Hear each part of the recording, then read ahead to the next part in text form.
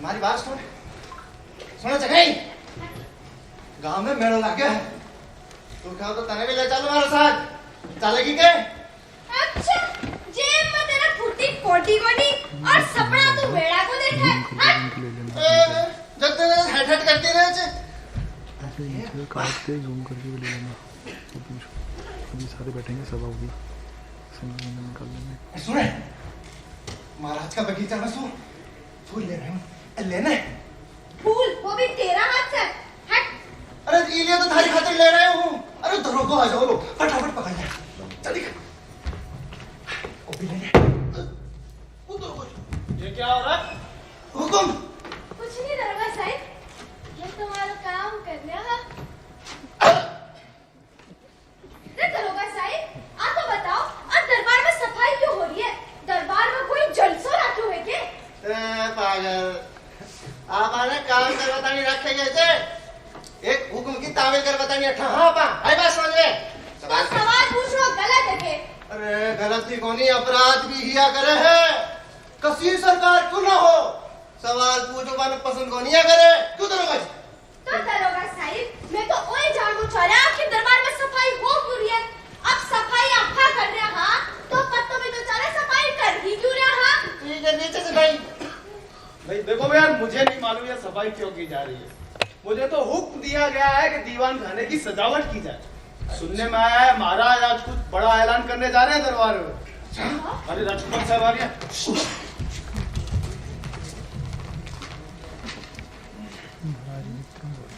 क्या तुम्हें कोई जानकारी है कि हमें यहाँ पे क्यों बुलाया गया है?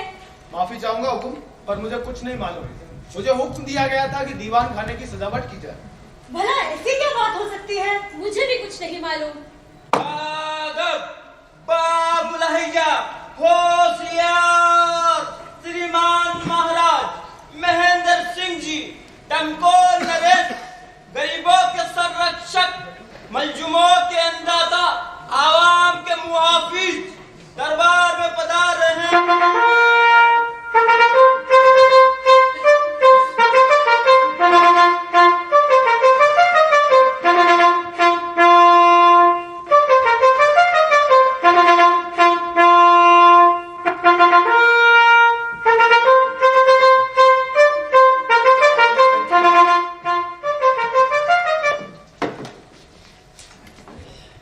मेरे परिवार के सदस्यों साहिबों सरदारों और मेरी प्यारी जनता आज आप तमाम लोगों को एक जरूरी सलाह मशवरा करने के लिए यहां दरबार में बुलाया गया है।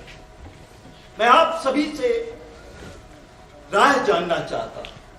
आप तो जानते ही हैं कि मेरे कोई औलाद नहीं है। वारिस नहीं होने की वजह से मैंने ये तय किया है कि मैं अपनी दौलत अपनी रियासत को अपनी तीनों बेटियों में बराबर हिस्सों में बांट दूं। मैं जानता हूं ये रिवाज हमारे वंश में नहीं है लेकिन आप तो जानते ही हैं कि जमाना बदल चुका है। लड़कियों को भी बाप की मिल्कियत में पूरा पूरा हक है। मैं ये भी जानता हूं कि ये एक नया विचार है काबिले एतराज भी है। इसीलिए आप तमाम लोगों को यहां बुलाया है ताकि मैं आप लोगों के मन की बात जान सकूं। आप बिना किसी डर के बेखौफ अपनी बात कहें।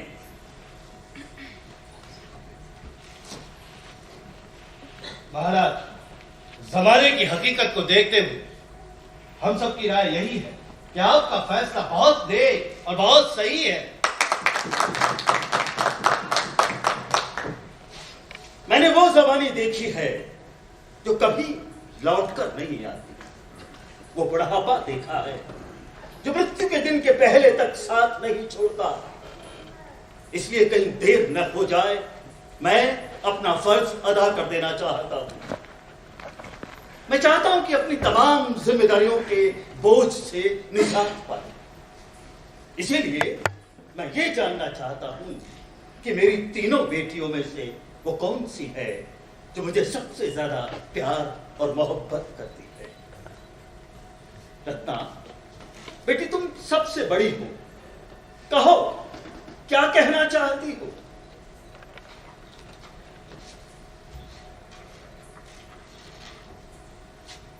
दाता, आप हमारे जन्मदाता हैं, पालनहार हैं। ये सच्चाई है कि सारे समंदर का पानी एक कूजे में नहीं समा सकता। उसी प्रकार आपका बेइंतहा प्यार और बेपनाह मोहब्बत को चंद लफ्जों में बयां नहीं किया जा सकता। जो लोग अपने आप को सभ्य, अक्लमंद और तमीजदार समझते हैं, वे इस झूठी दुनिया की दौलत और शोहरत के दीवाने हैं। मगर मेरी नजरों में इस सारे जहां की दौलत और जेवरात के आगे आपका प्यार बहुत बड़ा है। मैं सिर्फ ये कहना चाहती हूँ कि जितना प्यार मैं आपसे करती हूँ, उतना और कोई नहीं कर सकता। ओहो, खुशामद की भी एक हद होती है। हे भगवान, खुशामद करूं भी तो कैसे? सारे लफ्ज तो इसने चुरा लिए, कहने को अब बचा ही क्या ने?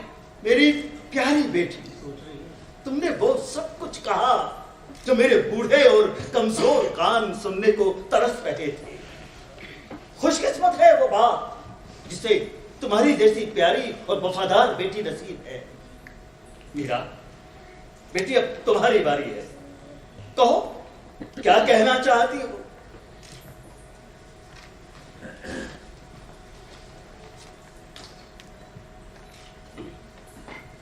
कहना तो बहुत कुछ चाहती थी, पर अफसोस मेरे तमाम लफ्ज और ख्याल रत्ना दी ने चुरा लिए हैं। कुछ मेरे लिए छोड़ दिए होते तो मैं इनकी शुक्रगुजार होती। ताज्जुब है, इनको मेरे मन की बात कैसे मालूम हुई कि जो कुछ भी मैं कहना चाहती थी वो ये सब कह गई।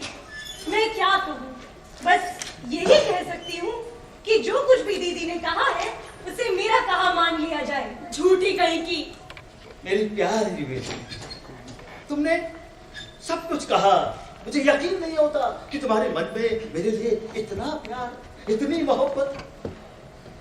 मेरी सबसे छोटी बेटी कविता, बेटी अब तुम्हारी बारी है, कहो क्या कहना चाहती हो?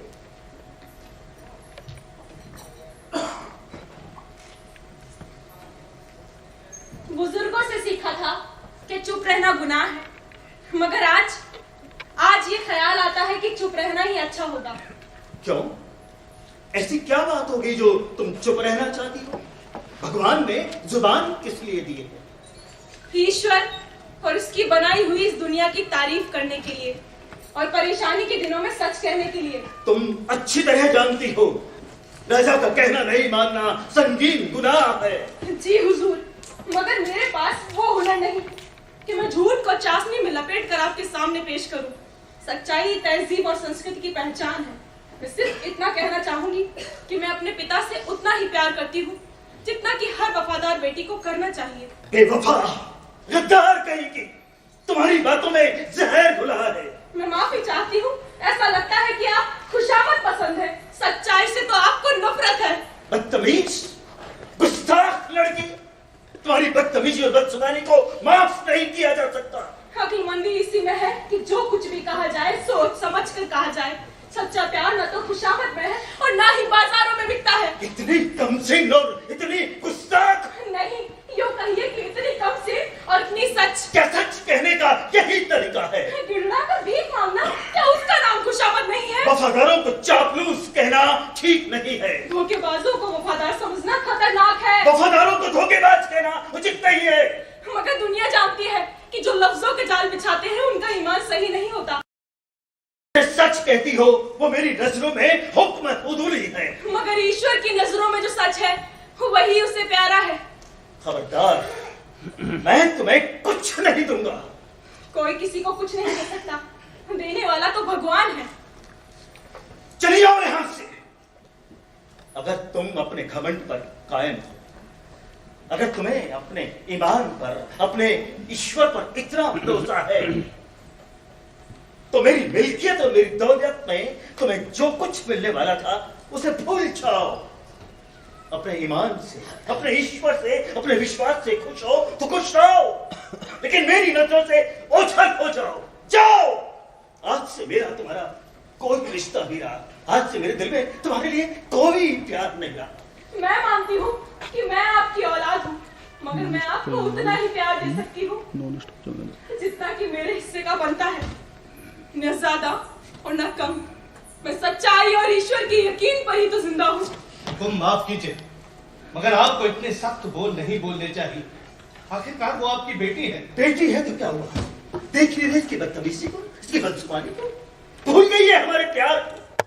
ये हमारा कहना न माने और मैं इससे प्यार करूं, ऐसा हरगिज़ नहीं हो सकता। जो कुछ भी हुआ अच्छा नहीं हुआ, लेकिन इसका कसूर इतना बड़ा भी नहीं कि इसे इतने सख्त सजा दी जाए। भला ऐसा तो कोई भी बाप अपनी बेटी के साथ नहीं कर सकता। भला तुम इसकी इतनी तरफदारी क्यों कर रहे हो? शायद इसलिए कि ये भविष्य में तुम्हारे काम आए। मैं जानता हूं तुम इसके मंगेतर हो, लेकिन देख नहीं रहे इसकी बदतमीजी को, इसकी बदजुबानी को। भूल गई है हमारे प्यार को, हमारी मेहरबानियों को, हमारे रहमो करम को। अरे जब ये हमारी ही वफादार नहीं रही तो तुम मुझसे क्या उम्मीद करते हो? मैं जानता हूं आप इससे इसलिए नाराज हैं क्योंकि इसे खुशामद करना नहीं आता। अगर तुम्हें इसका इतना ही ख्याल है तो तुम अभी इसी वक्त इसे अपने साथ ले जा सकते हो। जाओ, दूर हो जाओ मेरी नजरों से, जाओ। मैंने तुम्हें अपनी हर चीज से बेदखल किया।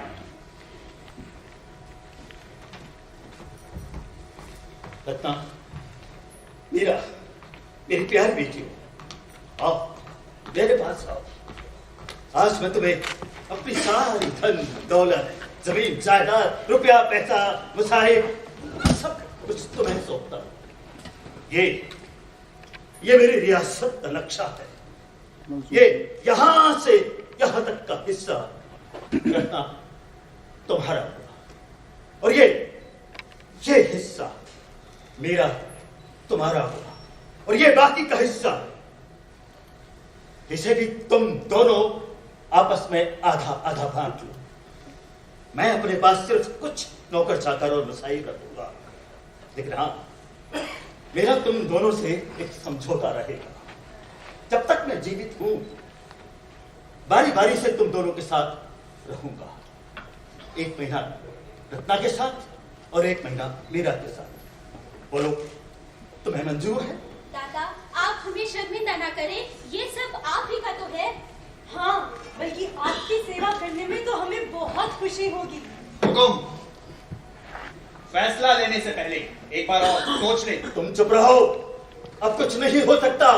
अक्लमंदी इसी में है कि गुस्से में कोई फैसला ना लिया जाए।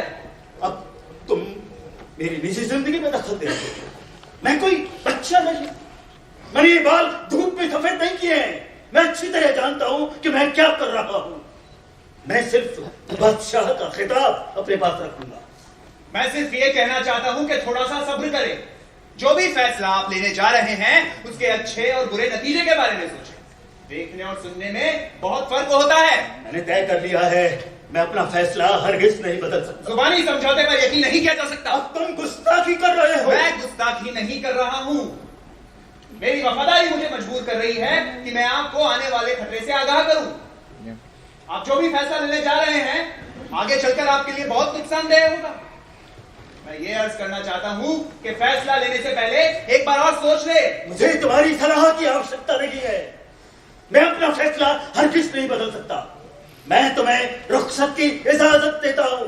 जा सकते हो तुम। आप सब नहीं जा सकते।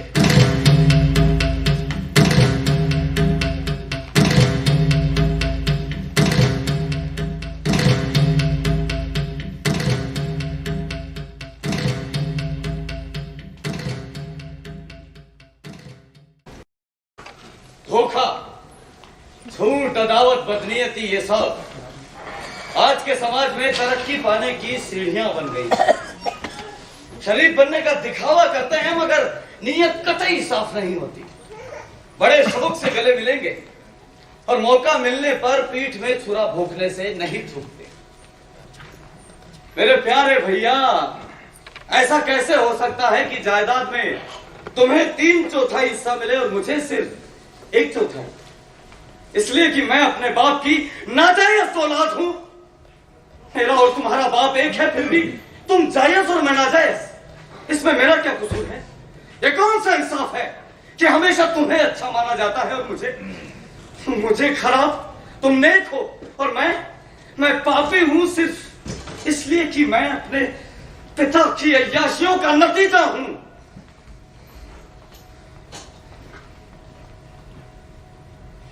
तुम क्या सोचते हो मैं इन बातों से अपनी उम्मीदें छोड़ दूंगा? जो सपने मैंने बनाए थे उन्हें इतनी आसानी से टूट जाने दूंगा?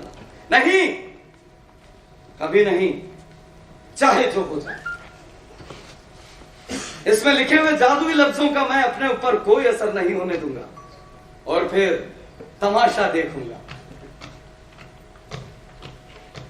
आइए आइए मेरे बूढ़े और बेवकूफ पिताश्री, देखिए आपकी बर्बादी के लिए क्या खाका खींचा गया है।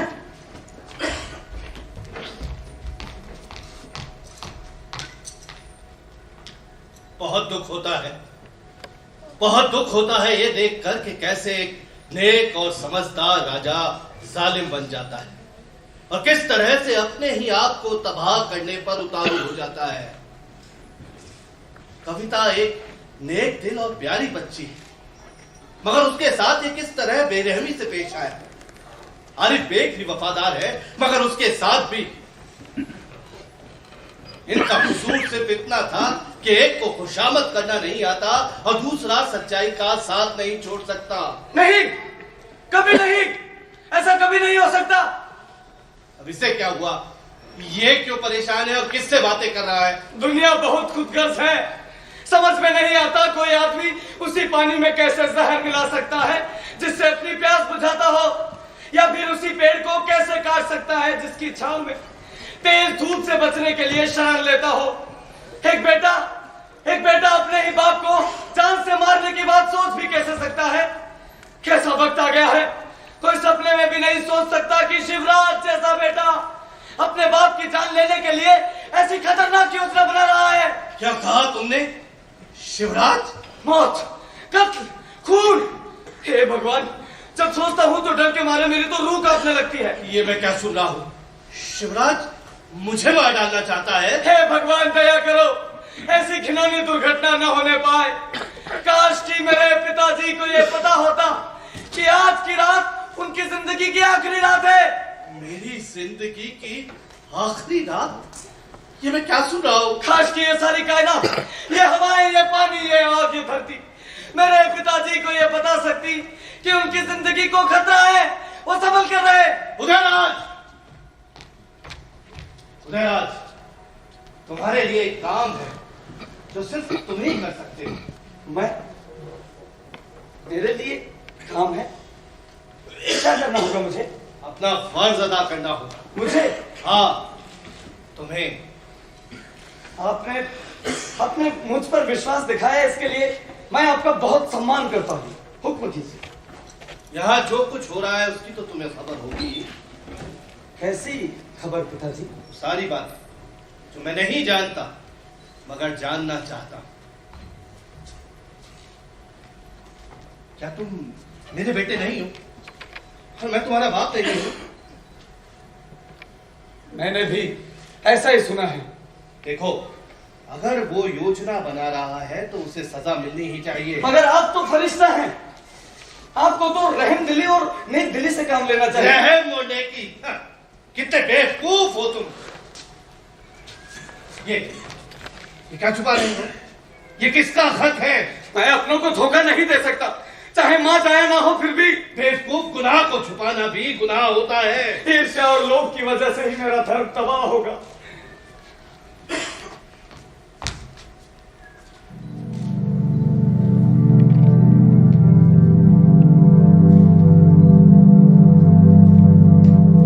रात को 12 बजे जब चारों ओर सन्नाटा फैल जाता है, अंधेरे में चमगादड़ और उल्लू की खतरनाक आवाजें सुनाई देती है। कब्र से निकलकर भूत प्रेत नाचने लगते हैं। मैं मकान की खिड़की के नीचे तुम्हारा इंतजार करूंगा।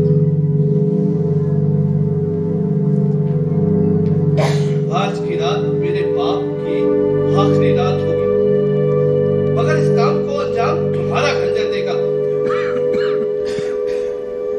दौलत की वजह से जितनी नफरत मैं अपने बाप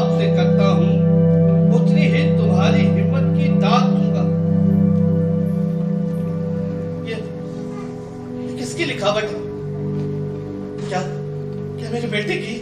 जैसे आग में घी काम करता है, ठीक वैसे ही मेरी कलम से निकले ये लफ्ज बदले की आग को और भड़का दे। क्या साजिश है? मेरा कत्ल करेंगे? ये दुनिया कितनी बदल गई है। हे भगवान, मेरे बाप और मेरे भाई को खतरे से बचाना। ये खत मुझे शिवराज की मेज से मिला। मुझे पूरा यकीन है कि ये शिवराज की लिखावट नहीं है। ये किसी जालसाज का काम है जो हमारे ही बीच वाला है। मैं अंधा नहीं हूं, पागल भी नहीं हूं। देख सकता हूं और जान सकता हूं जो लिखा है उसका मतलब क्या है। गुस्ताखी माफ। आप जल्दबाजी में कुछ न करें। पहले अच्छी तरह से मालूम कर लीजिए कि ये खत किसने लिखा है। खत के मुताबिक आपका कत्ल आज रात के 12 बजे होगा। अगर ठीक वक्त पर हुआ तो ये साबित हो जाएगा कि शिवराज ही मुलजिम है। मगर किसी वजह से नहीं हुआ तो फिर शिवराज बेगुनाह। आज की दुनिया में रहम दिल नहीं होना चाहिए। दुनिया बहुत बदल गई। बेटा बाप के खिलाफ, बाप बेटे के खिलाफ। बेटियों को बाप से प्यार नहीं, भाई भाई में खूनी जंग छिड़ी है। दोस्त एक दूसरे का गला काटने में लगे। और ये सब इन खराब सितारों की वजह से है। खराब सितारों की वजह से है। खराब सितारों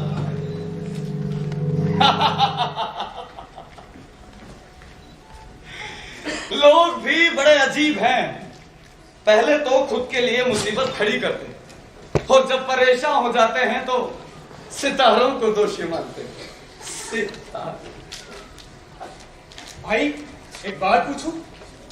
पिताजी मुझसे क्यों नाराज हैं? नाराज है तुमसे? ऐसा तो हो ही नहीं सकता। सबसे ज्यादा तो वो तुम ही से प्यार करते हैं। तुम्हें मेरी बात पर यकीन नहीं हो रहा? क्या ये वाकई सच है? हाँ भाई एकदम सच। तुमने उनसे बात की? हाँ अभी जब मैं इधर आ रहा था तो रास्ते में मुलाकात हुई। मैंने अदब से प्रणाम किया। उन्होंने मेरी तरफ देखा तक नहीं और अपने दोस्त से कहने लगे, क्या जमाना आ गया, तुम सोच भी नहीं सकते एक बेटा अपने ही बाप को मारने की साजिश रचे। और जब मैंने पूछा, पिताजी आपकी तबीयत कैसी है, तो नाराज होकर कहने लगे, तुम्हें मेरी तबीयत से क्या लेना देना, और मुंह मोड़ के चले गए। सच?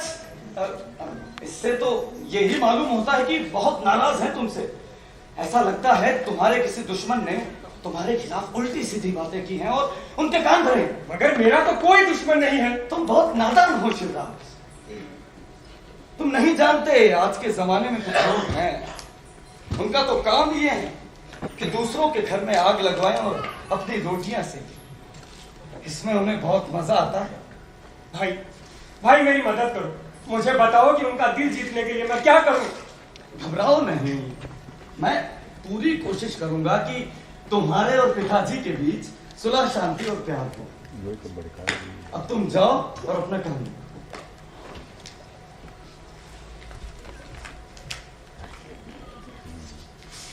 अब तक मेरी हर चाल कामयाब हुई है। आज रात आखिरी चाल से मात दे दूं तो ये बाजी भी जीत जाऊंगा। क्या हुआ? वो अभी तक आई क्यों नहीं? वो आपके हुक्म की ताबेदार नहीं है। क्यों? ऐसा क्या हुआ जो? बेवफाई, खुदगर्जी। तुम कहना क्या चाहते? अब आंसू बहाने से क्या फायदा, ये जमाने का दस्तूर है। ताज्जुब तो इस बात का है कि वो बदले तो बदले, यहां तो सारा जमाना बदला हुआ नजर आता है। बाप की इज्जत करना, उसका कहना मानना तो दूर, बच्चे बाप को ही भूल जाते हैं। माफ कीजिए हुजूर, पर आपने जमाने को समझा ही नहीं। आज के जमाने में सबसे बड़ी अहमियत पैसों की है। जिसके पास पैसा है, हुकूमत है, सब उसके साथ है। आपके पास पैसा था, हुकूमत थी, मिल्कियत थी, पर आपने सब अपनी बेटियों पर लुटा दिया। आपने कभी नहीं सोचा कि उनकी नीयत क्या थी।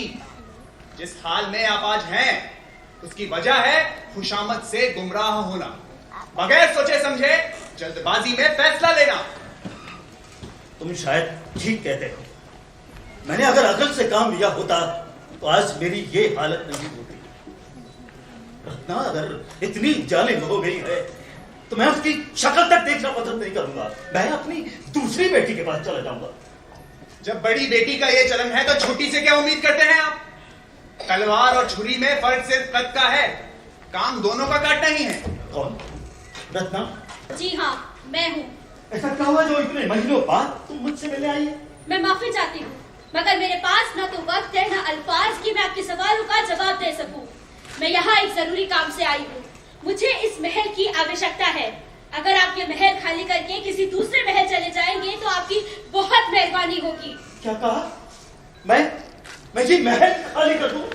अगर आप खाली कर देंगे तो बहुत मेहरबानी होगी और मेरी कई सारी परेशानियां भी दूर हो जाएगी। तुम ये साफ साफ क्यों नहीं कहती कि मैं मर जाऊं तो तुम्हें अपनी तमाम जिम्मेदारियों से छुटकारा मिल जाए? नहीं, मैं ऐसा बिल्कुल नहीं चाहती, मगर अब मैं आपके नौकरों से बहुत परेशान हो गई हूँ।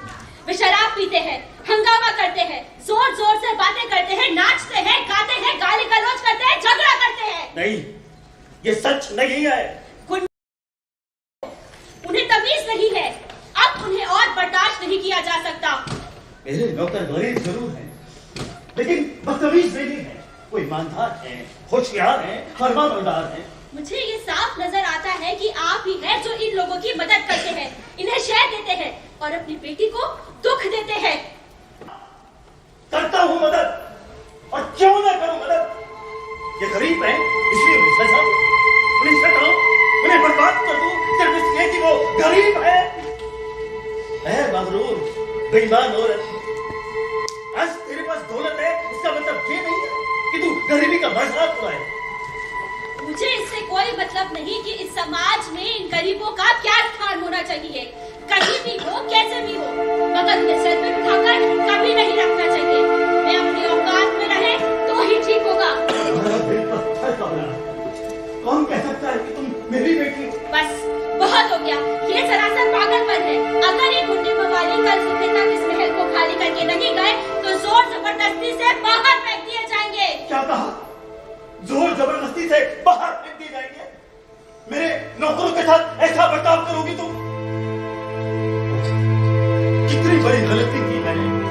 कविता ने सच कहा, मैंने उसे सजा दी और तुम जैसी बेईमान औरत को अपनी तमाम दौलत जायदाद दे दी। ईश्वर, मेरी मदद कर, मुझे सब्र दे, इस औरत को श्राप दे। ये बंजर जमीन की तरह कुछ भी पैदा नहीं कर सके। मैं ऐसे श्रापों से बिल्कुल नहीं डरती।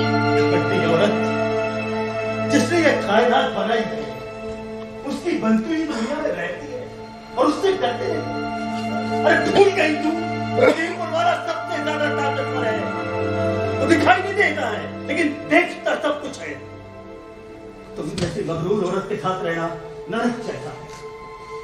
मैं जा रहा हूं, फिर कभी लौट कर नहीं आऊंगा।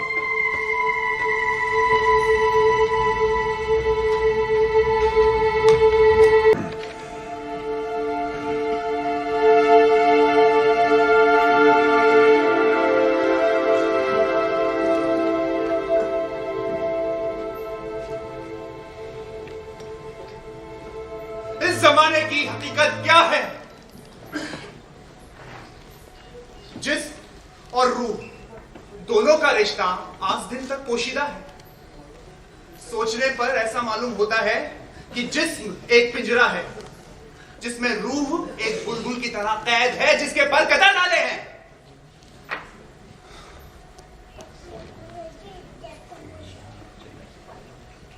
हम जिस खूबसूरत और शानदार जिंदगी का सपना देखते हैं, हकीकत में वो मिट्टी का खिलौना है।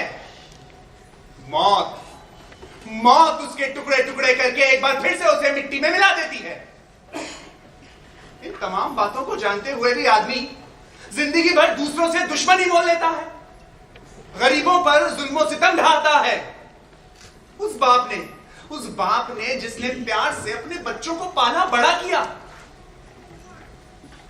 एहसान फरामोश बच्चों की हरकतों की वजह से वो बाप जिल्लत की जिंदगी जीने पर मजबूर होता है।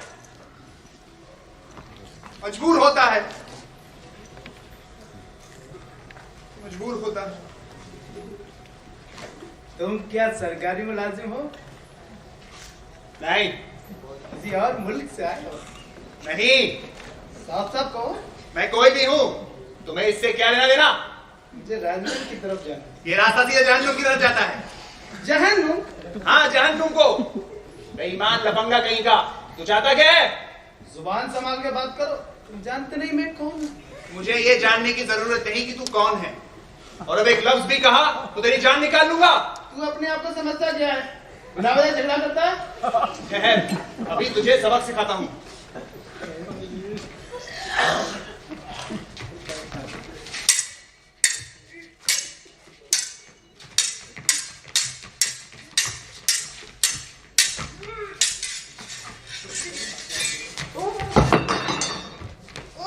बचाओ! बचाओ! बचाओ! कौन हो? बचाओ! दूर हटो! और इतना शोर क्यों मचा रखा है? अरे तुम तो रत्ना दी के यहाँ काम करते हो ना? पर तुम दोनों झगड़ क्यों रहे हो? मुझे सांस लेने दीजिए, आप किसी से पूछे। लोगों को बेवकूफ बना रहा है, जासूस बनकर झगड़ा करवाने आया है। क्या सबूत है तुम्हारे पास? और तुमने तो जासूस क्यों कहा? सच्चाई बता दी तो परेशानी हो जाएगी। इतना घमंड, इतनी बदतमीजी, और वो भी मेरे सामने। अगर तुम अपनी हरकतों से बाज नहीं आए तो मैं तुम्हें सजा दूंगी। जो सजा लेनी है दे दो, पर मैं अपने मालिक की वफादारी से मुंह नहीं मोड़ सकता। एक वफादार की मौत मरना बेईमान जलील की जिंदगी जीने से बेहतर है। अरे छोड़िए से, आप यहाँ मरने को। भाई यहाँ से।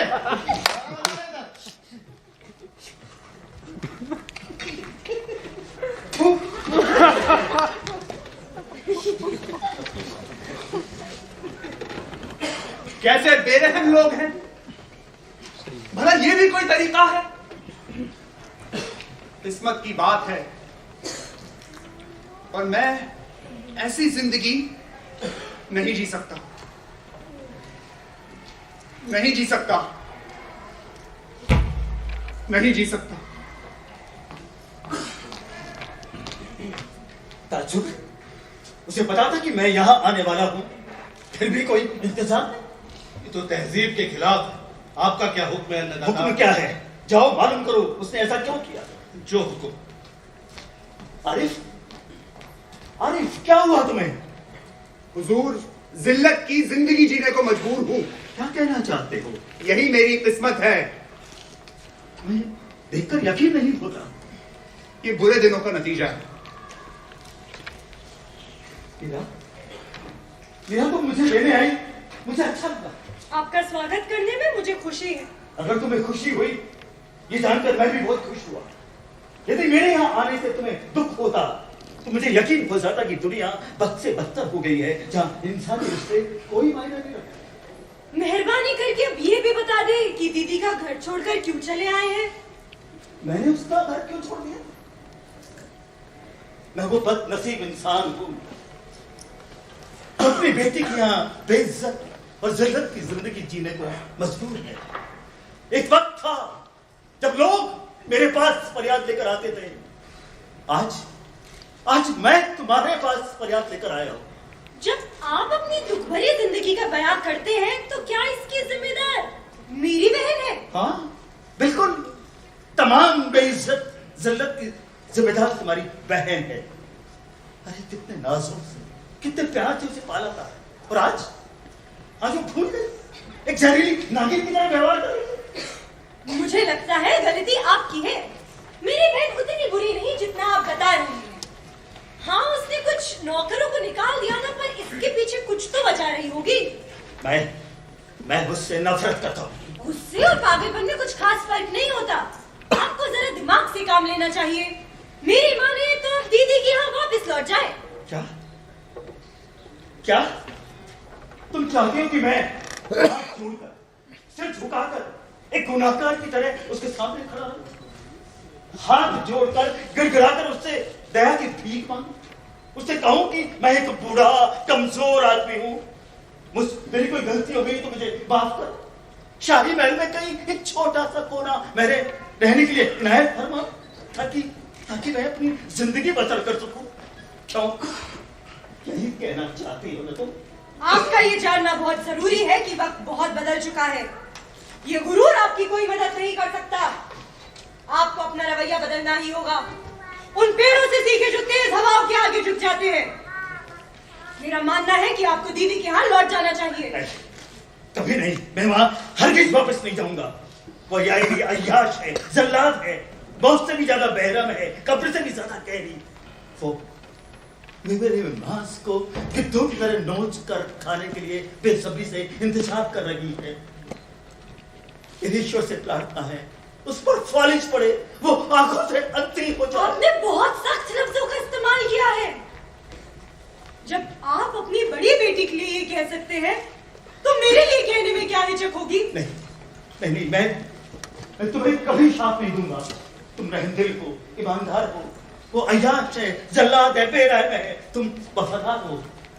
मैं ईश्वर से प्रार्थना करूंगा कि इस आसमान के नीचे जितने भी दुख, दर्द, परेशानियां हैं, वो सब उस पर पड़े। वो तमाम उम्र परेशानियों में घिरी रहे। बस बंद करिए। ये क्या कह रहे हैं आप? मेरी समझ में कुछ नहीं आ रहा। उधर देखिए, मेरी बहन आ रही है। मीरा, तुम्हें मेरी इज्जत का जरा सा भी ख्याल नहीं, मुझसे जरा सा भी प्यार नहीं।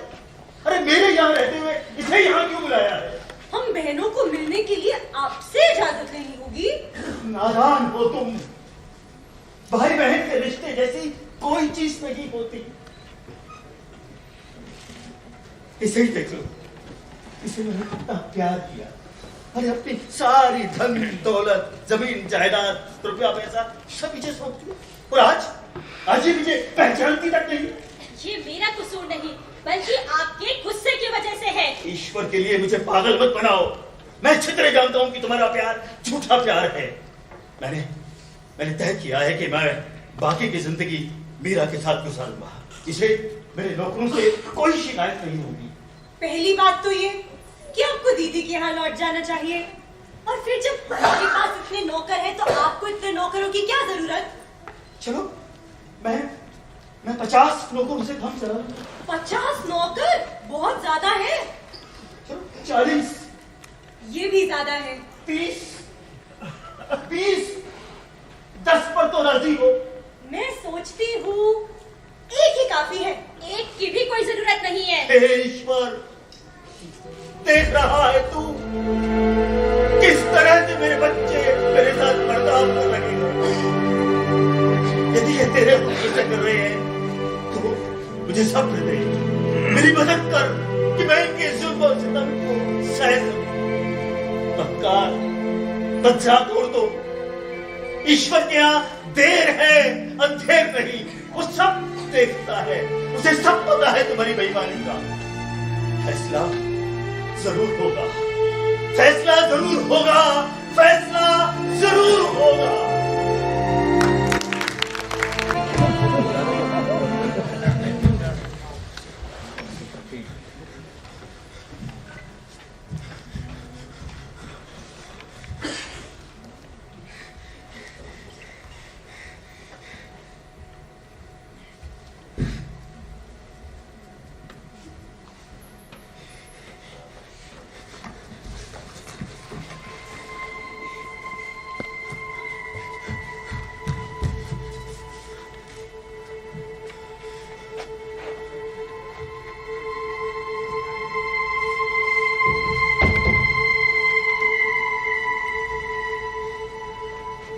किसे मालूम कि भिखारी जैसे इन चिथड़ों में एक अमीर आदमी का बेटा है।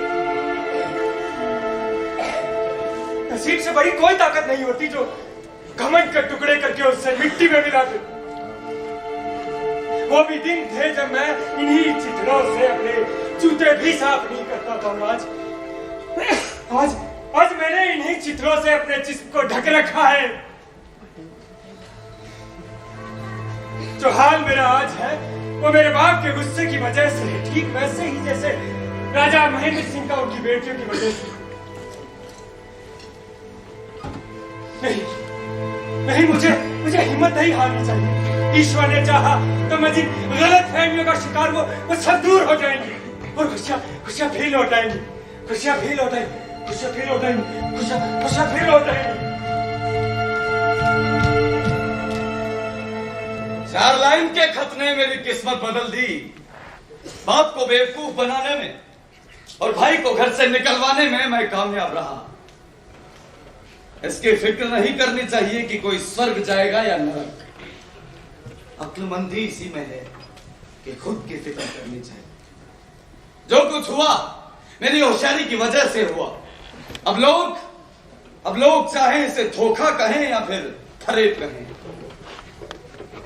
इस दुनिया में सफलता पाने के लिए 3 चीजों की जरूरत होती है: सेहत, दौलत और खूबसूरत औरत। मेरी सेहत अच्छी है और अपने बाप की तमाम दौलत भी मेरी है। रही बात औरत की, तो एक नहीं, मेरे पास तो 2 हैं, रत्ना और मीरा। महाराज जी, आपने मुझे किसके पास भेज दिया? क्यों? रत्ना और मीरा के पास क्या हुआ? नहीं, उनके पास नहीं। आपने तो मुझे आदमखोर जानवरों के पिंजरे में धकेल दिया। ऐसा क्या हुआ? मेरा संदेश उन्हें दिया। लोहा होता तो गर्म करके ढाला जा सकता था, पत्थर होता तो पिघल जाता, मगर न जाने इनका दिल किस चीज का बना है कि कुछ भी असर नहीं हो। वापस जाओ, अपनी भाषा में मिठास लाओ, अपने लफ्जों को चाशनी में डुबो दो, हाथ जोड़कर घुटने टेक कर भीख मांगो। उन पे किसी बात का असर नहीं होगा पिताजी। तो फिर आओ, हम दोनों वहां जाकर उन्हें यहाँ लाए और उन्हें दिखाएं कि उनका बूढ़ा बाप किस हाल में रह रहा है। जब अपनी आंखों से अपने बाप की हालत देखेगी तो शायद उनके दिल में रहम आ जाए। आओ चल।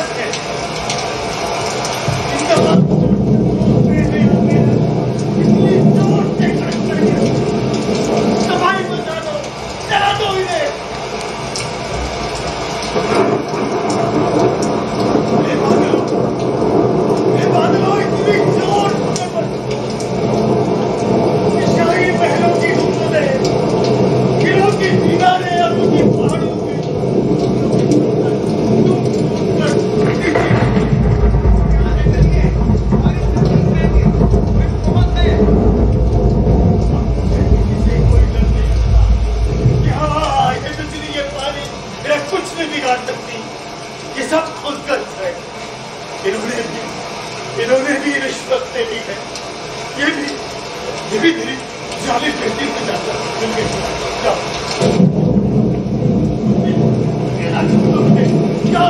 तुम भी मेरी लगावाज बेटियों की दरबार में चले जाओ।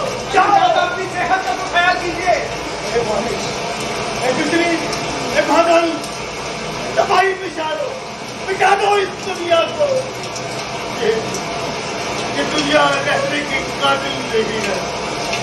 इस दुनिया में इज्जत मोहब्बत नहीं, रिश्ते नहीं, तहजीब नहीं। ये दुनिया रहने की काबिल नहीं। तो अकेला पूरा तुम्हारे सामने खड़ा हूं। आओ सोच लो मेरी इस तारीफ को, इन लंबे बालों को। तो नामुझ करो मुझे अपनी खबरों से। आओ तो नामुझ करो मुझे अपनी खबरों से। ऐसी भयानक डरावनी रात जिसमें जिंदा तो क्या कब्र में मुझे भी बना लेने की कोशिश। ऐसे माहौल में भला कोई कहाँ जाकर अपना सर छुपाए। अन्नदाता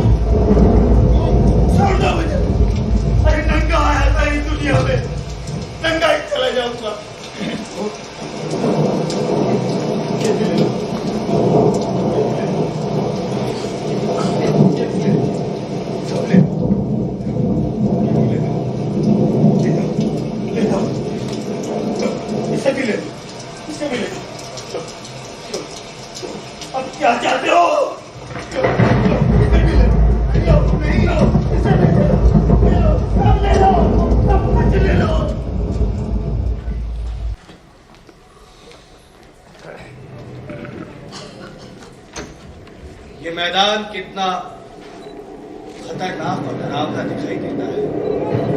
मैं अभी इस मैदान में ज्यादातर तूफान, बादलों की गरज, बिजलियों का चमकना और मूसलाधार बारिश देखी है, मगर बहुत जल्द इस मैदान को बिल्कुल बंजर होते हुए देखोगे।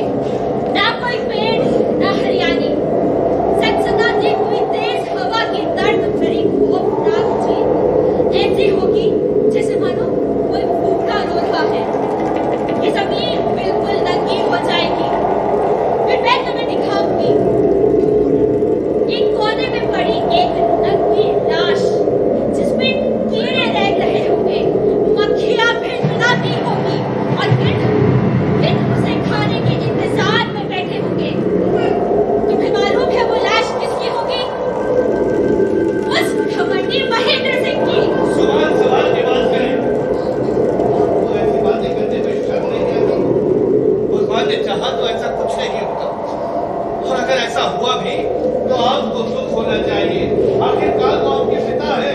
उस घमंडी महेंद्र सिंह को सजा मिलनी ही चाहिए। बकवास है, इतनी जल्दी भूल गई आप। खेलते वक्त जब आप गिर जाती थी तो वो फौरन आपको गोद में उठा लेते थे। धूप के वाले रोती थी तो प्यार से आपको दूध पिलाते थे। जिस इंसान ने आपको इतना प्यार दिया, उसके खिलाफ आप इतने गंदे शब्द इस्तेमाल कर रही है। शर्म आनी चाहिए आपको। फिजूल है गुजरे हुए जमाने की बात करना। जिस इंसान ने आपको पहला दिन रात देख करके पाला पोसा बड़ा किया, उसके साथ आप किस बेरहमी से पेश आई है? खबरदार!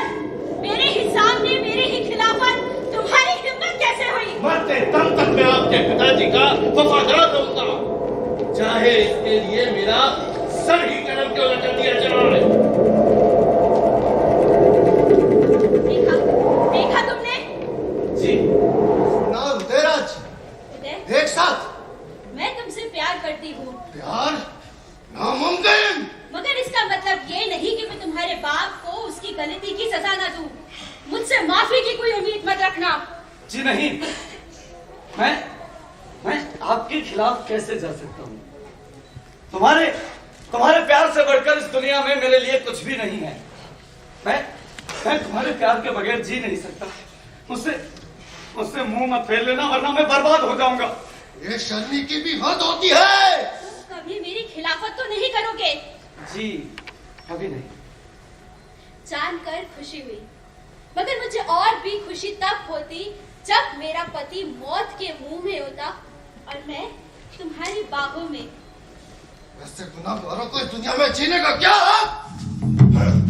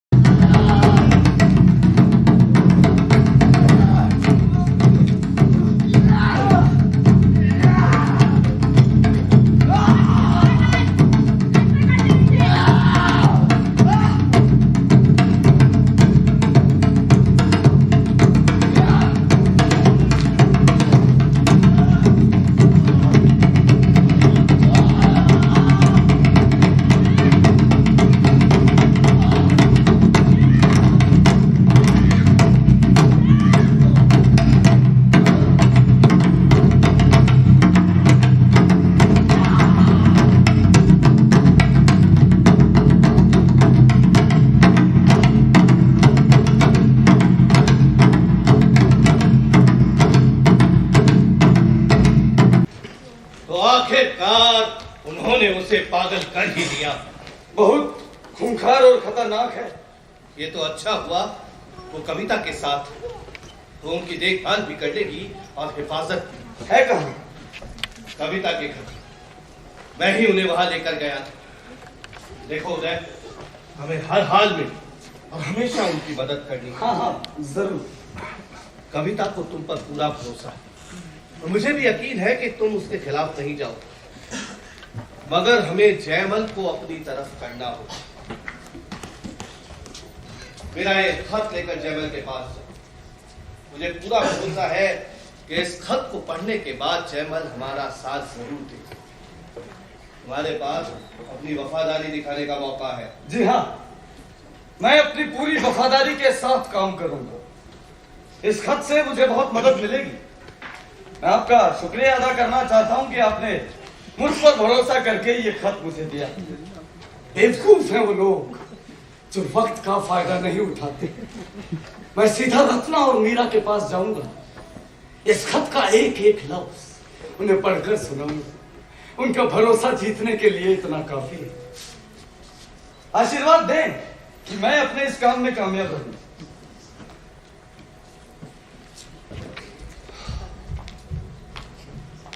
ये सब किस्मत का फेर है। उनके दिमाग ने काम करना बिल्कुल बंद कर दिया है। उन्हें तो ये भी याद नहीं कि वो है कहाँ। अजीब अजीब हरकतें करते हैं। कभी जोर जोर से चीखते हैं, कभी अपने बालों को नोचते हैं। कुछ कहा नहीं जा सकता कि कब क्या कर बैठे। ये तो अच्छा हुआ कि वो कविता के साथ है, वरना वो दो बेटियां तो उन्हें कभी का मार डालती।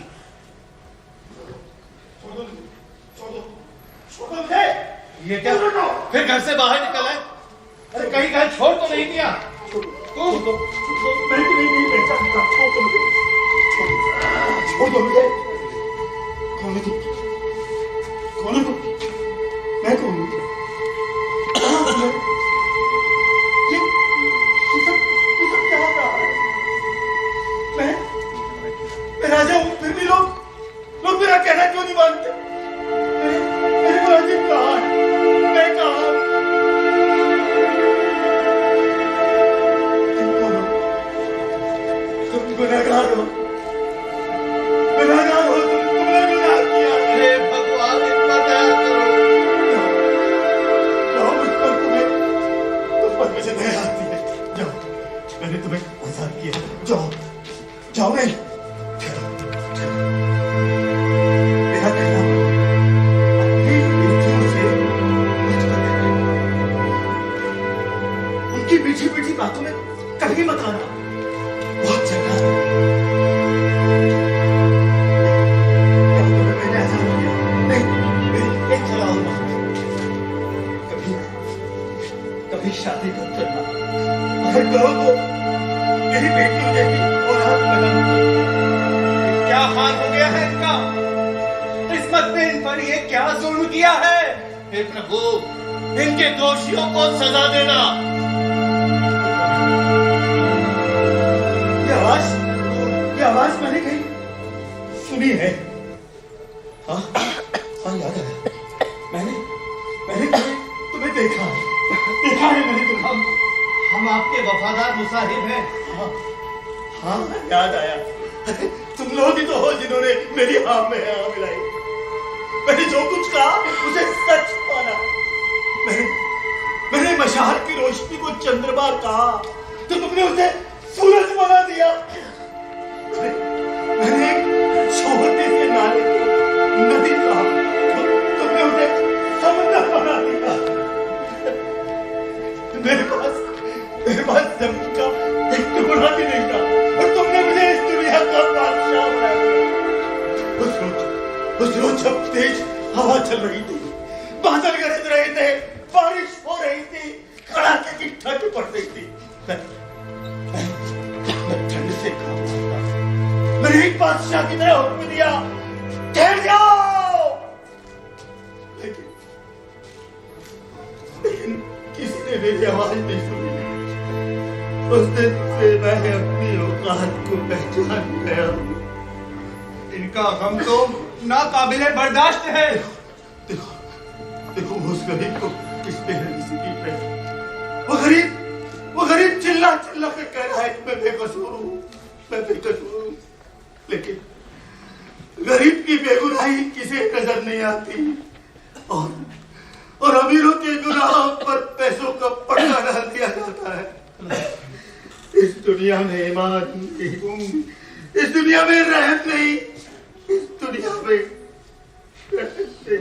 ये दुनिया रहने के काबिल नहीं है। यहाँ तक कि कानून भी रिश्वतखोर हो गया है। कानून ने भी रिश्वत ले ली है। चोर, उचक्के, बदमाश, बेईमान सब आजाद घूम रहे हैं, आजाद घूम रहे हैं। दोनों कहाँ गए? तुम मदद करो इनकी, उठाओ, ले जाओ यहाँ से।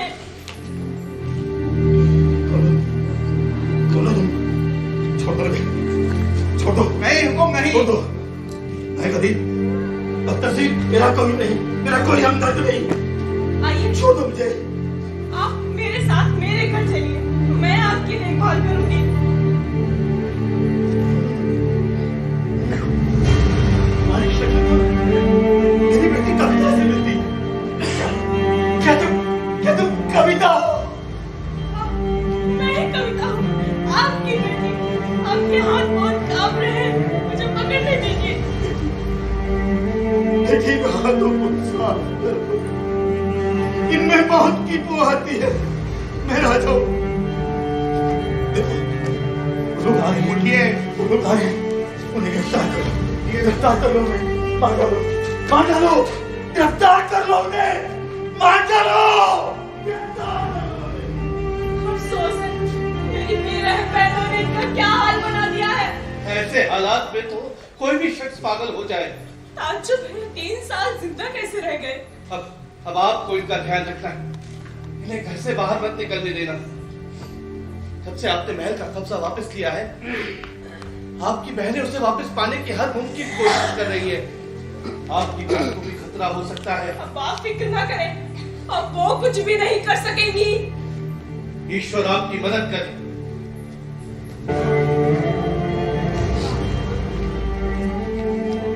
ताज्जुब है, ये खत लिखते वक्त उसने ये नहीं सोचा कि उसके साथ क्या होगा। मेरी वफादारी ने मुझे मजबूर किया कि किसी खतरे की परवाह किए बगैर ये खत आप तक पहुंचा दूं। इस गद्दारी की सजा तो उसे मिलनी ही चाहिए। बेशक सजा तो मिलनी चाहिए, मगर मैं कुछ कह नहीं सकता, इसलिए कि वो तुम्हारा बाप है। यही तो अफसोस है कि वो मेरा बाप है। अगर मेरा बाप नहीं होता तो मैं खुद उसे फांसी पर लटका देता। इस बाप बेटे के रिश्ते को देखते हुए ये काम हम करेंगे। मेरी हालत तो आप समझती हैं। ये तो सब जानते हैं कि मैंने अपनी पूरी वफादारी और ईमानदारी के साथ काम किया है। अगर वो लोग मुझे दोषी समझेंगे और बदनाम करेंगे। उदयराज, जब हमने ऊपर वाले की नाराजगी की परवाह नहीं की, तो इंसानों की क्या परवाह करना। लो, रत्नादी भी आ गई। मैंने वीरमदेव को गिरफ्तार करने का हुक्म दे दिया है। मतलब अब वो भाग नहीं सकता। मेरा यहाँ ठहरना मुनासिब नहीं होगा। मैं इजाजत चाहूंगा। इतना वफादार है ये। हाँ, अपने बाप से बिल्कुल अलग। ये जितना सच्चा है, इसका बाप उतना ही बदमाश।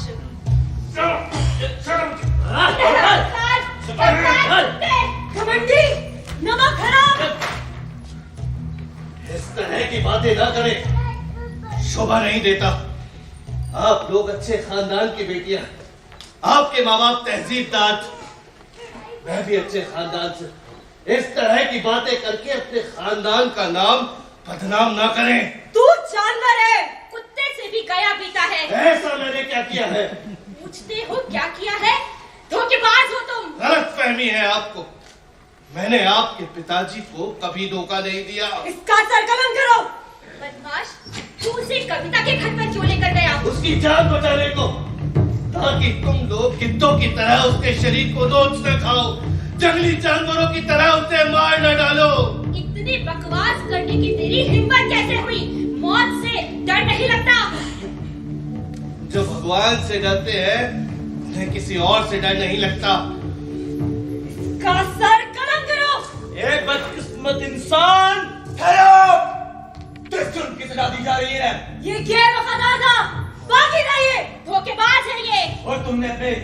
धोखा नहीं दिया। क्या बकवास कर रहे हो? बुजुर्ग महाराज को दुख देने की कोई सोच भी नहीं सकता, और तुम्हें बेटी होकर उनको इतनी तकलीफ दी, इतना सताया कि वो पागल हो गए। वीरम देव तो महाराज का मुसाहिब है, इन्होंने कोई गुनाह नहीं किया कि इन्हें सजा दी जाए। चुप रहो तुम। हमें लगता है कि इसे खत्म करके ये सारी इज्जत, इनाम, इकरार, मेहरबानियां इसके बेटे उदयराज को दे दे, जिसने तुम्हारा खत हमें दिखाया और उसी से तुम्हारी गद्दारी का पर्दाफाश हुआ है। क्या मेरे बेटे ने मेरे साथ ऐसा किया? आज मालूम हुआ कितना नालायक, एहसान फरामोश निकला वो। कितनी जुल्मी और चालाक है ये औरतें। अरे तो जैसे लड़कों से तो बहादुरी की उम्मीद करना ही गलत है। तुम्हें अपने किए पर शर्म आनी चाहिए। मैं कहता हूँ छोड़ दो इसे। नहीं, मेरा हुक्म है, छोड़ दो इसे। मेरा हुक्म है, इसका सर काट दो। जी महारानी, ठहरो।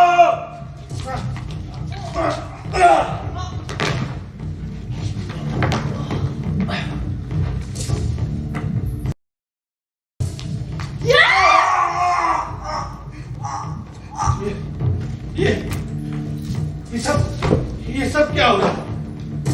ये सब क्या हो? तू भागकर कहाँ जाता है?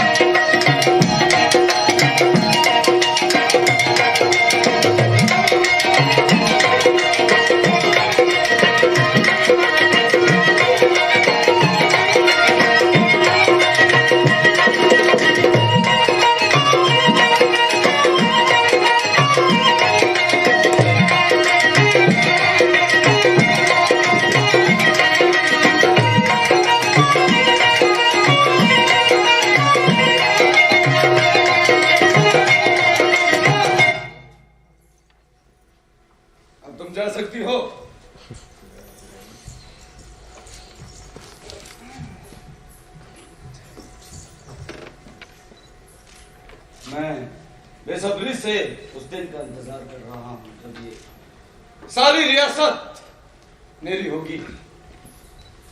मैंने जो चाहा वो पाया है, मेरी हर साल कामयाब होती है। वादा करो तुम मुझे कभी नहीं भूलोगे। और अब तुम मर्दों का कोई भरोसा नहीं, जब दिल भर जाए तो फिर कोई और से। कैसे बातें करती हो? अरे तुम तो मेरी जिंदगी हो। मैं तुम्हारे बगैर जी नहीं सकता। सच? तुम्हें कैसे बुला सकता? शायद कोई आ रहा है। तुम क्या छिप जाओ जल्दी से। उदय, किससे बात कर रहे थे? मैं तुम्हें कब से ढूंढ रही थी। मैं तुमसे एक जरूरी बात करने आई हूँ। मुझे मालूम हुआ है कि तुम अभी तक अपनी पुरानी आदतों से बाज नहीं आए हो। ऐसा क्यों सोचती हो? एक बात अच्छी तरह से समझ लो उदय, औरत भगवान की बनाई हुई एक नायाब चीज होती है। वह तमाम परेशानियों और मुश्किलों को मुस्कुराकर सह सकती है, मगर किसी दूसरी औरत का प्यार वो बिल्कुल नहीं सह सकती। ऐसा क्यों समझती हो कि मेरी जिंदगी में कोई दूसरी औरत है? शायद तुम जानते होते कि मैंने तुम्हारे प्यार की खातिर अपना सब कुछ कुर्बान कर दिया।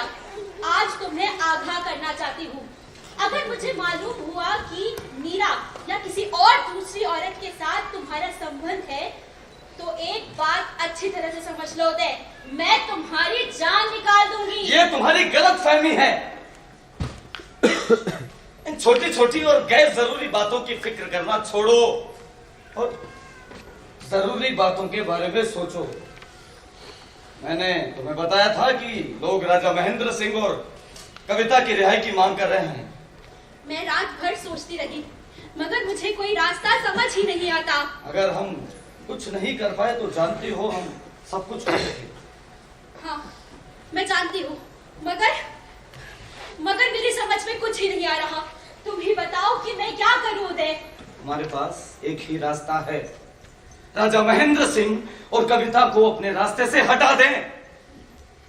मीरा कभी नहीं मानेगी। मैं जानता हूँ वो इस बात पर राजी नहीं होगी। तुम समझदार हो, तुम्हें मालूम होना चाहिए कि कौन तुम्हारी तरफ है और कौन तुम्हारे खिलाफ है। जरा सोचो, रियासत और दौलत के रास्ते में तुम्हारा आखिरी रोड़ा कौन हो सकता है? कहना क्या चाहते हो? मेरा मतलब है राजा महेंद्र सिंह और कविता के साथ उस मीरा को भी रास्ते से हटाना पड़ेगा। मीरा? मगर कैसे? मैं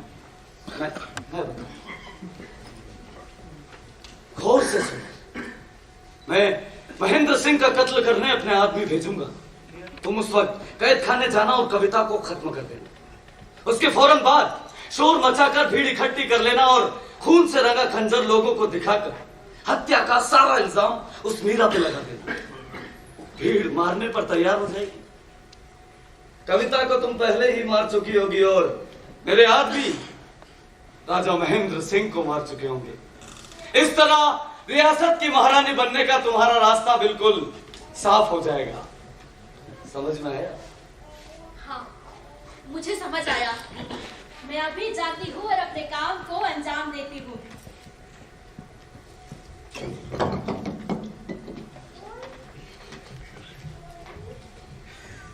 मैं दो आशिकों के बीच रोड़ा तो नहीं बन रही? कैसे कहूँ? काश मैं बता पाता। ऐसा क्या राज है? इश्क है ना राज है? बताऊं कैसे, यही मुश्किल है। मुझे लगता है ये दुनिया बहुत बदल गई है। तुम कहना क्या चाहते हो? कैसे कहूँ, क्या कहूँ? इस दुनिया की कश्मकश से तंग आकर जी करता है इस जुल्मी स्वार्थी दुनिया को छोड़ दे। मौत ही एक रास्ता है। तुम हिम्मत मत हारो। एक दिन मैं एक दिन तो क्या है, एक पल भी तुम्हारे बगैर जिंदा नहीं रहना चाहता मेरा। मैं तुम्हारे बगैर कैसे जिंदा रह सकता हूँ? तुम ही मेरा प्यार हो, मेरी दुनिया हो, मेरी जिंदगी हो। नहीं, मैं एक पल भी जिंदा नहीं रहना चाहता। तुम्हारी बातें मेरी समझ नहीं आती। साफ साफ कहो, कहना क्या चाहते हो? सुनो, तुम्हारी मौत, तुम्हारा खून, तुम्हें मारने की साजिश। पर क्यों? मुझे कौन मारना चाहता है? तुम जानना चाहती हो तो सुनो। मैंने तुम्हें पहले भी बताया था कि जनता राजा महेंद्र सिंह को दोषी नहीं मानती, वो तुम्हें और रत्ना को दोषी मानती है। अगर राजा महेंद्र सिंह और रत्ना रिहा हो गए तो रत्ना की जिंदगी को खतरा है। पर इस सबसे मेरा क्या वास्ता? उसका षड्यंत्र यह है कि वो सबसे पहले राजा महेंद्र सिंह और कविता का कत्ल जल्लादों के हाथों से करवा देगी और उसका सारा इल्जाम तुम्हारे ऊपर लगा देगी। क्या? उसके इरादे इतने खतरनाक हैं मेरे लिए, जिसने हमेशा उसका साथ दिया? यही तो मैं कहना चाहता हूँ। अब तुम्हारी समझ में आया। तुम्हारा कहना है कि राजा को जल्लादों के हाथ मरवा देगी, कविता को खुद मार डालेगी और इस सब का इल्जाम मेरे ऊपर लगा देगी ताकि जनता मुझे मार सके और वो इस रियासत की मालिक बन जाए। पर तुम उसे ये मौका ही क्यों देती हो? तुम्हें फौरन उस जगह पहुंच जाना चाहिए। जैसे ही रत्ना कविता का कत्ल करके हल्ला मचाकर भीड़ इकट्ठी करके जनता की हमदर्दी हासिल करे, उसकी पोल खोलने के लिए तुम वहां मौजूद रहो। तुम्हारा बहुत शुक्रिया कि तुमने मुझे वक्त पर बता दिया, वरना मेरी जान तो खतरे में थी। अरे इसमें शुक्रिया की क्या बात है? तुम्हारे प्यार के लिए तो मैं अपनी जिंदगी को खतरे में डाल सकता हूँ। जैसा तुमने कहा, मैं अभी वहां जाती हूँ। मैं हमेशा तुम्हारे साथ हूँ। ईश्वर तुम्हारी सहायता करे।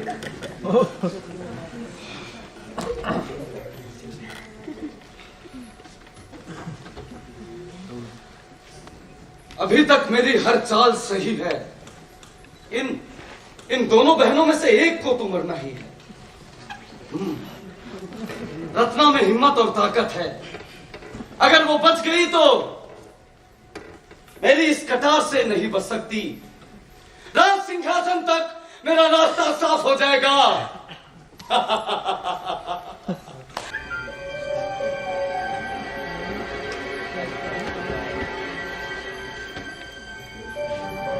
मैं बूढ़ा हूं, कमजोर हूं,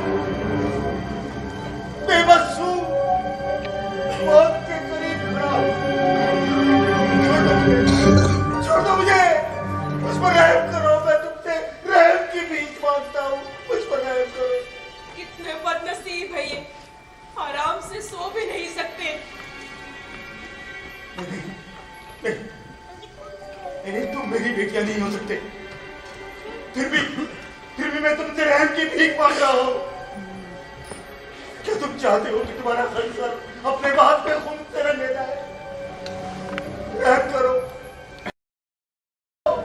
छोड़ दो मुझे। हे भगवान, थोड़ी तो दया कर इन पर। मैं तुझसे हाथ जोड़कर भीख मांगती हूँ, हाथ जोड़कर भीख मांगती हूँ, हाथ जोड़कर भीख मांगती हूँ।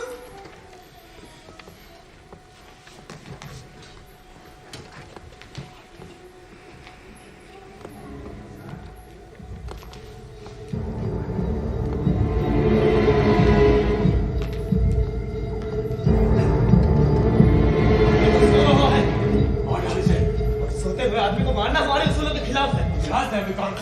क्या अब हमारी नियत और उसूल पैसों से तय होंगे? मैं अपना काम करना है, बस बैठ जाए। कौन है?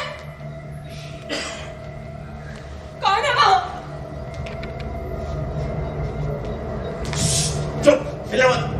हिलने की कोशिश भी मत करना। तुम कौन हो? खबरदार, शोर मत मचाना। हम मौत के फरिश्ते हैं। मौत? किसकी मौत? उसकी जो सो रहा है। उसका कसूर क्या है? तुम्हारा क्या बिगाड़ा है? हमारा कुछ नहीं बिगाड़ा। तो फिर उसे क्यों मारना चाहते हो? हमें हुक्म दिया गया है, काम के पैसे दिए गए हैं। उसे मार डालने से तुम्हें क्या मिलेगा? वो बेचारा किसी काम में नहीं। हमारे काम में अड़चन मत डालो। हमारे बॉस बहन जैसी कोई चीज नहीं है। हमारा कोई धर्म नहीं है। छोड़ो इस बेकार को। मैं तुम्हारे पैर पड़ती हूँ, हाथ जोड़ती हूँ, मैं ले जाओ। छोड़ सकते हैं। भगवान के लिए छोड़ दो। छोड़ दो।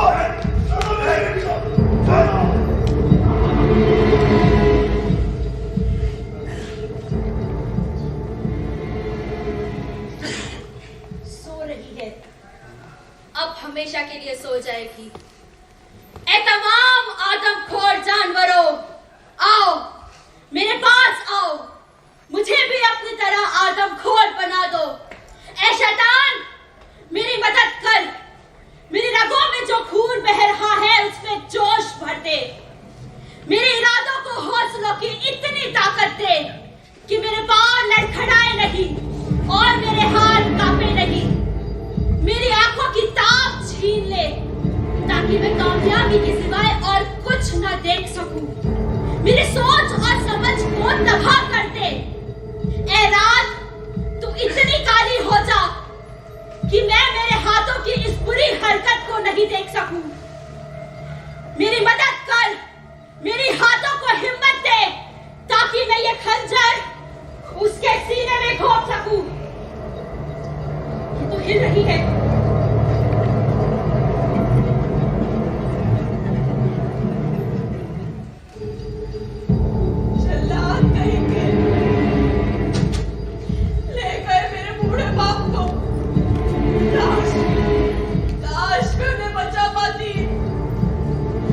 अभी भी अपने बाप को रो रही है। ये आवाज किसकी है? ये तो रत्ना दी है। रत्ना दी, आओ मेरी मदद करो वरना वो जल्लाद उन्हें मार डालेंगे। तू किसके बारे में बात कर रही है? अपने बाप के बारे में? मेरा बाप? क्या वो तुम्हारा बाप नहीं? अरे भूल गई इतनी जल्दी। मेरी मदद करो वरना वो गुंडे उन्हें मार डालेंगे। अब उस घमंडी महेंद्र सिंह को मरना ही होगा। फिर वो तमाम रिश्ते और परेशानियों से बिल्कुल आजाद हो जाएगा। जानवरों से भी बदतर हो। मैं तुम्हारे हाथ जोड़ती हूँ, पैर पड़ती हूँ, उन पर रहम खाओ। तू मेरे पाँव पड़ती है, झुका अपना सर। अभी तेरा सर काट के अलग फेंक देती हूँ, फिर कभी नहीं उठ पाएगी। मेरा कसूर क्या है? मेरे पास फालतू का वक्त नहीं है, झुका अपना सर।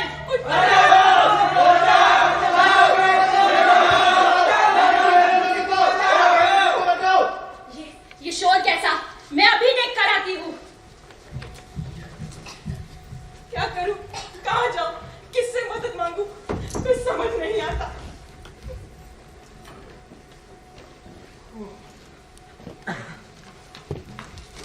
ये क्या?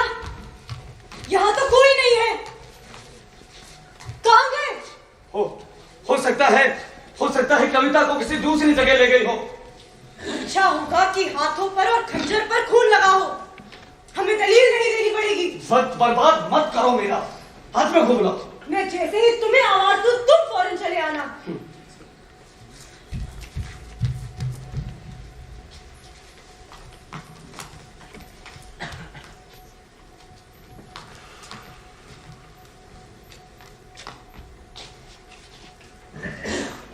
आने दो उस रत्ना को। ऐसा सबक सिखाऊंगी कि याद रखेगी।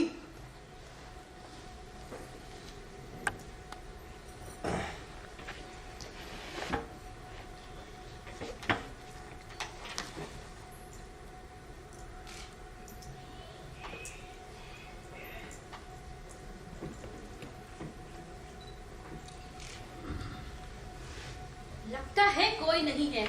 अब मैं अपने काम को आसानी से अंजाम दे सकती हूँ।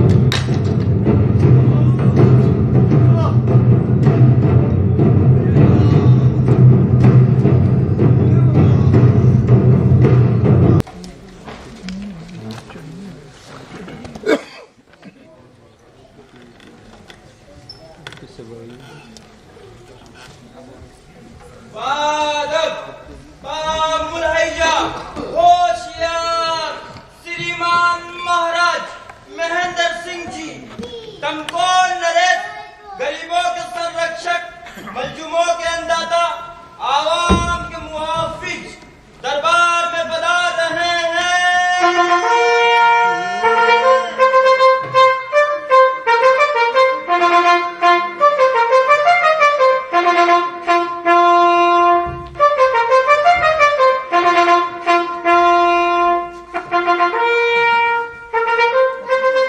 आप लोग बैठे।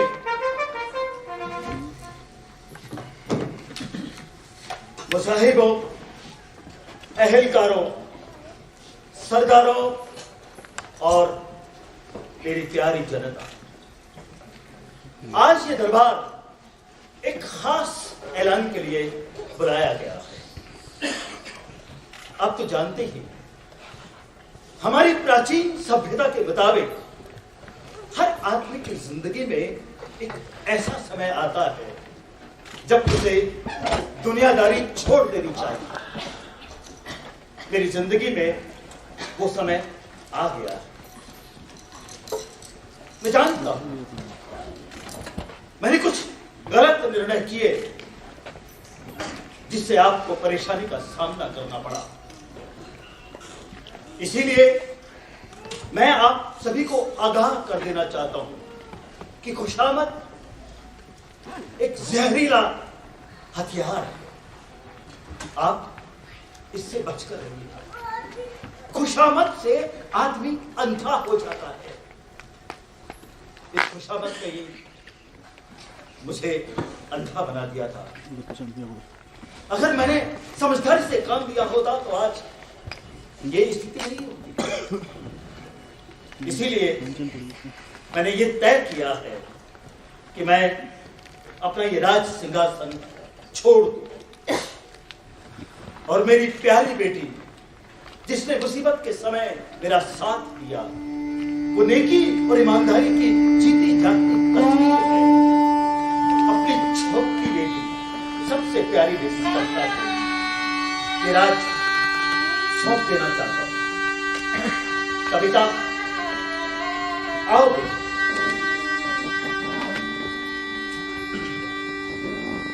मैं ईश्वर से प्रार्थना करूंगा इसके राज में नेकी और ईमानदारी का।